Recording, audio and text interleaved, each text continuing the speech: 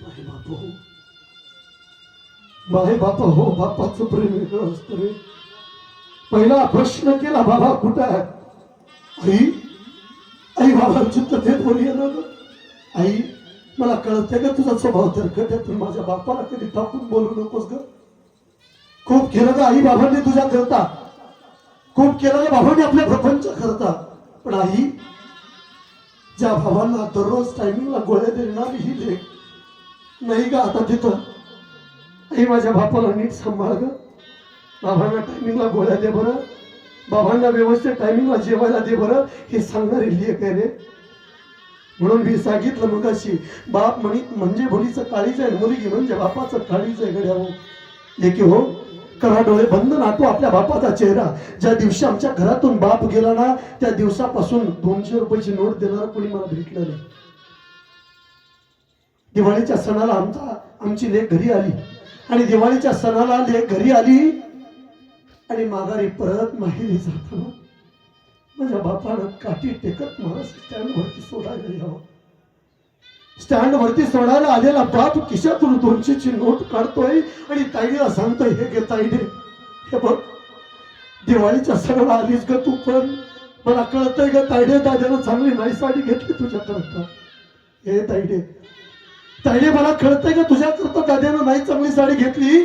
ताईडे, जोपर्यंत माझ्या हातात प्रपंच होता तोपर्यंत केला ग तुझ्यासाठी,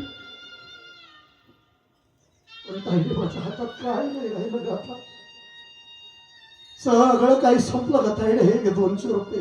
मी म्हणतो 200 रुपयात लेकी हो तुमची साडी येणार नाही, पण त्या 200 रुपये मागं 2 लाखाचं प्रेम लपलेलं हे मात्र विसरू नका. करा डोळे बंद राहतो आपल्या आईचा चेहरा. जोपर्यंत माहेरात आई जिवंत आहे ना, ए लेकी हो, तोपर्यंत तुमचं कधी मोकळ्या हाताला तुम्ही माघारी आला नाही. अरे माझ्या आईनं रेशनचा तांदूळ टाकावा माझ्या पिशवीमध्ये, रेशनचा तांदूळ देण्याची गोष्ट बाबा. अरे माझ्या आईनं माझ्या लेकी करता रेशनचा तांदूळ टाकावा, लसणाच्या 2 पेंड्या टाकावा. पण आई लेकी हो, आठवा आपल्या आईला. ज्या दिवशी आमच्या घरातून आमची करते धरती आई निघून गेली ना रे, त्या दिवसापासून आमची पिशवी तर आलीच नाही रे, पण प्रेमानं हाक मारणार कोणी राहिलं नाही. आईचं बापाचं प्रेम वेगळं असतं. पण एक वाक्य काळजावरती करून ठेवा, ज्या माईनं ज्या बापानं तुमचा प्रपंच उभा केला ना, त्या माई बापाला सांभाळत जाणार रे. आज त्या मायला बापाला सांभाळा असं नकार देतात. पण बाबा एक वाक्य बोलू का? 40 लाखाचा बंगला बांधला, 40 लाखाच्या बंगल्यात 20,000चं कुत्र पळतं. आणि ज्या माईनं ज्या बापानं तुमचा माझा प्रपंच उभा केला, त्या माईला आणि बापाला आम्ही गोट्यात सांभाळतो, ही शोकांती काय रे? एक वाक्य काळजावरती करून ठेवू का? ज्या कुत्र्याला तुम्ही सांभाळत आहे ना, संध्याकाळी 5 वाजता एसीच्या कारामध्ये घेऊन आम्ही चक्कर मारण्याकरता जातोय. पण एक वाक्य काळजावरती करून ठेवा, माई बाप सांभाळलेल्या कुत्र्याला कितीही जीव लावा, कितीही सांभाळा, ते कुत्रा एक दिवस तुम्हाला चावल्याशिवाय राहणार नाही.